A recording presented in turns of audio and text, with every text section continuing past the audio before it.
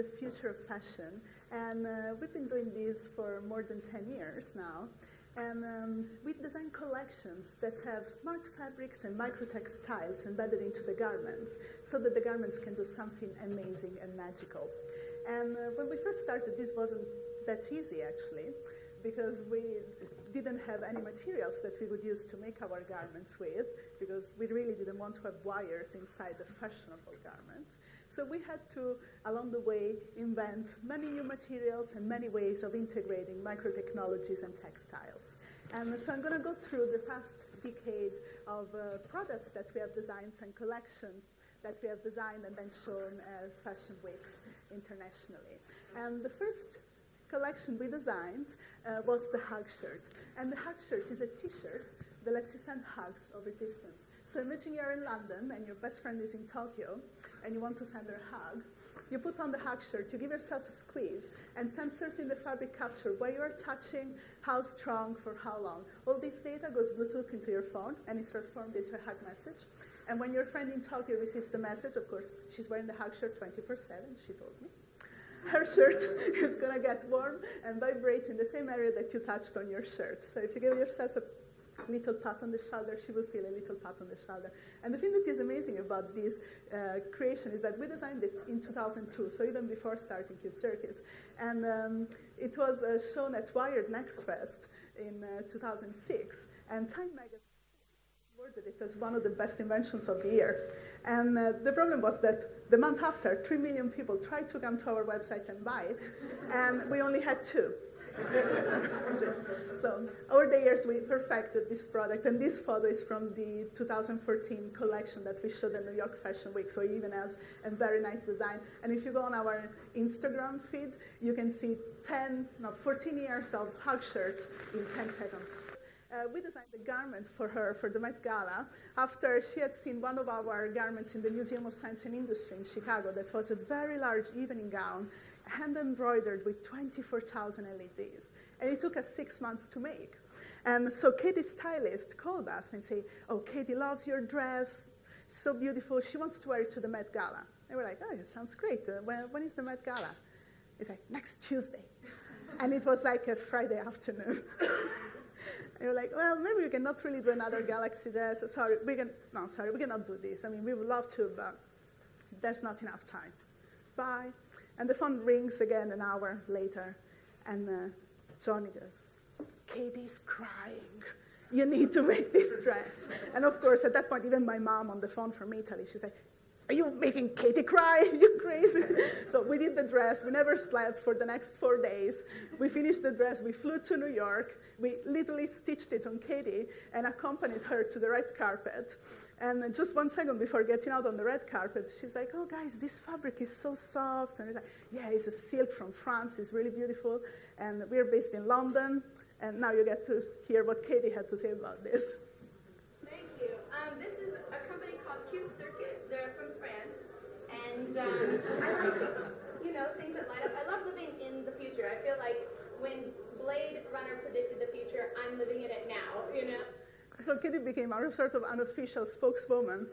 And the thing that was amazing is that, of course, she caused a massive amount of traction that I think Wearable Technology hadn't seen until then, because the day after, when we were flying back to London, Katie was on the cover of every single newspaper and magazine out there, even on the cover of Women's Wear Daily that usually takes designers years to appear on.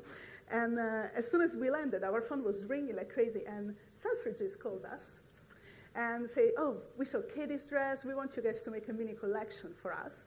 And so we made a collection that had 2 of my favorite garments. This one is called the Twirkle top, and basically it's a top that reacts to your movement. So the more you move, the more it lights up and changes color. And this other garment that is called the K-dress, that is a short version of Katie's dress. And the thing that I really like about this dress is that we have pleating that is something really traditional, and we have a pleater that is one of the last 2 remaining pleaters in London. He's a gentleman in his 70s, and he's been doing this for ages, and his family has always done it. So we have him doing the pleating for us. And then we have this micro-technology embedded right into the silk. And so I like this idea that is like very futuristic, but then at the same time is something that is also respecting the craft of fashion that I think is very important. And the thing actually that is very nice about the other top that I showed is that we spent 2 years doing wash tests, and actually you can wash it in the washing machine, 30 degrees with your usual soap and conditioner, and then just hang it to dry. So it was a very interesting that finally we managed to bring something like that to market. And this garment is like one of Ryan's favorites. Ryan is my partner in crime there. And, and basically it's a t-shirt that we call the kitchen sink of Wearable Tech because it does everything. It shows your Facebook status, it counts your calories, it shows your pictures, takes pictures, plays music, everything. So we'll show you a little video that is really, really long. So I'll shorten it up, and then if you want to see the rest of the video, just go on our website. And we call it the Hangover Part 5, because they sort of take this t-shirt out on the town. Outfit of the future? Have you been wearing it? Yes, of course we've been wearing it. This thing's unbelievable. It's alive! It's alive! It just seemed like such a stupid thing to do, to have it locked up, just locked away. Shall we? No. We are not taking it out. Okay, look at me. We're taking this out tonight. So we thought it was our job to see if we could Get some girls. connect with our demographic. I've given him strict instructions. Don't overload the circuitry. Get it wet, don't feed it after midnight, get it Ollie. The initial reactions to our little gizmo here were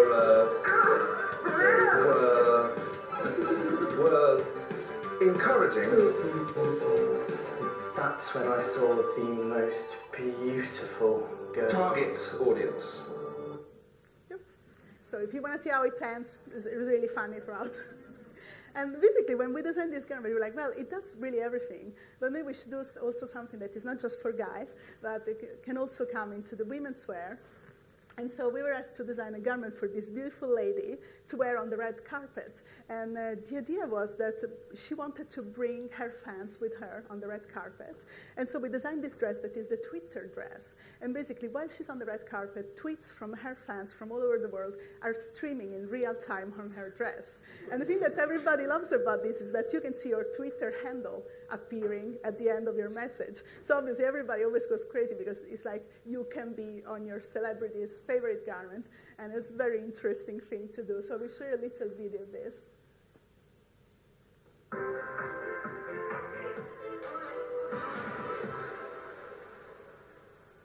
wearing the first couture Twitter dress by Q Circuit, and it's crazy. Nicole Scherzinger making Twitter fashion history after wearing a crystal-encrusted digital dress which lights up to spell out tweets sent by fans. It's a dress that they designed specifically for me. I think the thing that is funny, you saw Nicole's face. Basically, we're always on a schedule that is extremely tight to make these dresses happen. And so we basically didn't put this dress on Nicole until she went on the red carpet. So she had never seen it on. She had only seen like a toile, that is a garment made with a different fabric just for the fitting.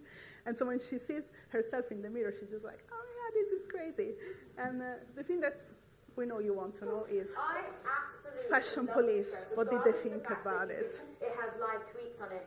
It's one of the best dresses I've ever seen her wear. It's cut nice on her. It's not showing too much skin, but it is showing skin in the right places. Her hair and her makeup looks beautiful. It's amazing, and I think it's a start of a new trend. I am absolutely obsessed with this. So we love them. They usually say really mean, horrible things about all the dresses they see on the red carpet, but actually they liked ours. So we were very happy about it. So all these things that we've been doing all these years, it sort of like resulted in like us finally showing at New York Fashion Week, because we have like a very large market there. And the thing that we wanted to do with this collection was to bring everything we had done over the years. So sensors, lighting, microtechnology, everything into the collection. But the thing that we really wanted to do was to put the wearer in power, like the wearer in complete control of their garments. And so in this collection, we have garments that, of course, you can control from an app on your phone. And the thing that is really amazing is that you can use the app to change the color of the garment, to put text on your garment, sort of like integrating social media into the fashion experience. And the other thing that we're doing is that we are collaborating with Accenture so that they're managing our database that is the same database that streams iTunes files so that you can have a sort of iTunes for fashion. So that basically I can wear my garment, just go out, realize that somebody else is wearing the same garment with the same pattern, and I just can download a new pattern, put it on and say, voila, it's different. So the idea is that fashion sometimes is like a really like high consumption industry because they manufacture massive amounts of pieces, like millions of skirts, and then they only sell at 1,000, and they have to send all the rest to landfill or to be recycled. So the thing that we want to do is like having a collection where every garment can be like beautiful, made out of a wonderful fabric, very well done, but then you can download thousands of digital patterns to it. And I think this is something that is very important, like for the fashion industry. Thinking about the future is not just the way we manufacture, because we have laser cutting, we can create patterns that consume less fabric, but it's also having something that is digital, because every aspect of our life is digital right now. So I don't think that wearable technology is a fad, because it is not a fad to have technology in automotive or in healthcare. So I think, yes, it's going to stay with us. And I see the future where all these boxes that we have to carry with us today are going to disappear.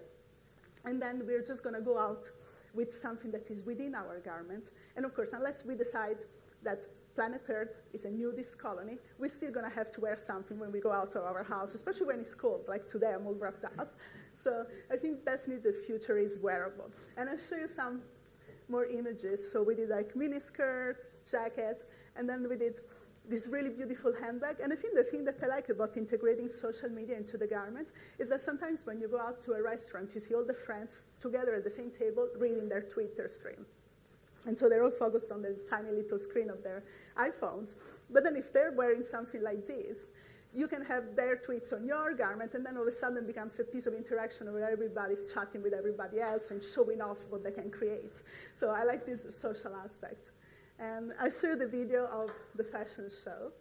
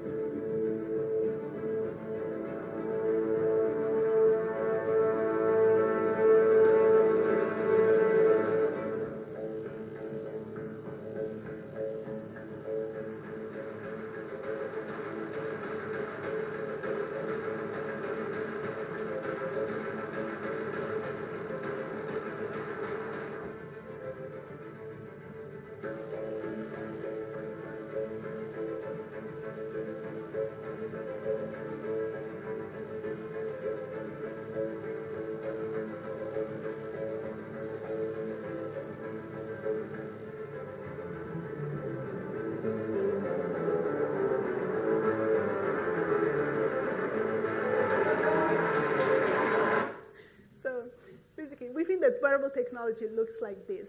It's really going to be on the body. So if sometimes you think about wearable technologies that is quantifying yourself and it's a little wristband, just think about your body, because I think the very important thing about wearable technology is that it can cater to our self-expression and emotion, and I think that's a very important aspect of communicating and expressing oneself. So thank you very much for listening, and for